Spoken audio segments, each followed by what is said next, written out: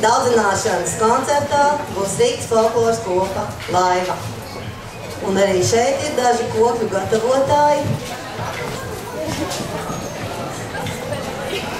Manā kopā spēlē vairāk kā 20 cilvēku. Kopa ir izplatusies no Rīgas arī uz Ādažiem un uz Jelgavu un uz Pērveti. Un katrā šī Latvijas pusē spēlē gan lieli, gan mazi. Daži ir arī pagatavojuši un daži arī vēl gatavos savus instrumentus. Es esmu ārkārtīgi lepna par savu kokli, ko es pati esmu pagatavojusi. To es jums arī parādīšu.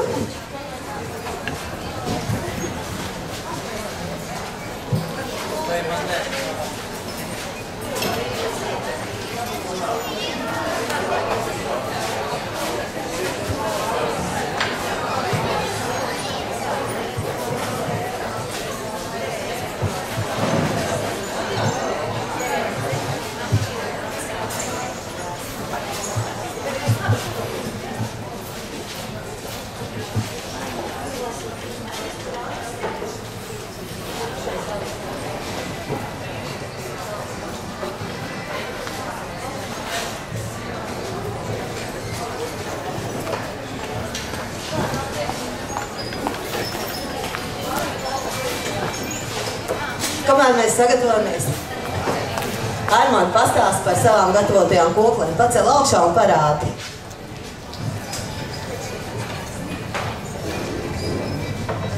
Ko lai saka? Šī ir kokla no egles. Arī taisīta druvienā, tāpatās kā te jau pieminēja. 3 dienas, 3 naktas ar kalpu, tad vēl 3 dienas slīpējot. Uz nedēļas beigām kokla bija gatava. Jā, kokli no egles, meteļus, stīgas no dzels, stienītes no misiņa. Principā tā ir pirmā kokla, ko gatavoju. Tā ir dāvana sievai, jo viņa spēlē labāk, daudz labāk par mani.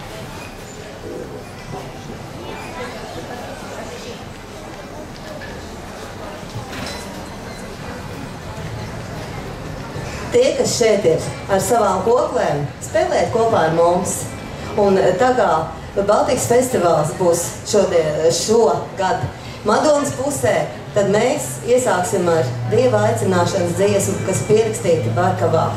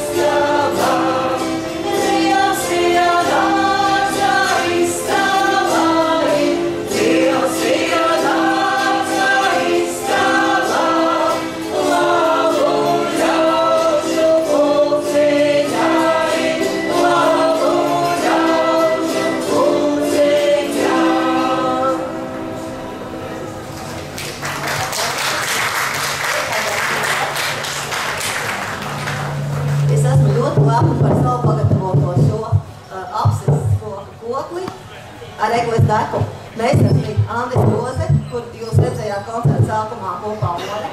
Paldies tiem no Oras, kas spēlē ar mani kopā. Un tagad mēs spēlējam apaļdānci. Mums ar kugliem par maz mēs liekam klāt arī sabules, dīgas, bungas.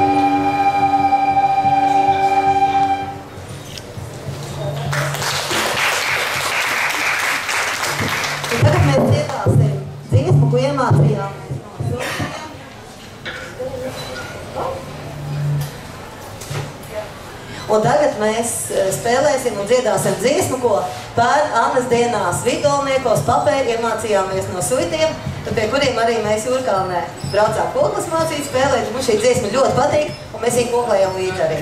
Tā ir Saule gāja spēlēties. Un te solo spēlēs tāds cits instruments, ko mēs saucam par jūras viļņiem.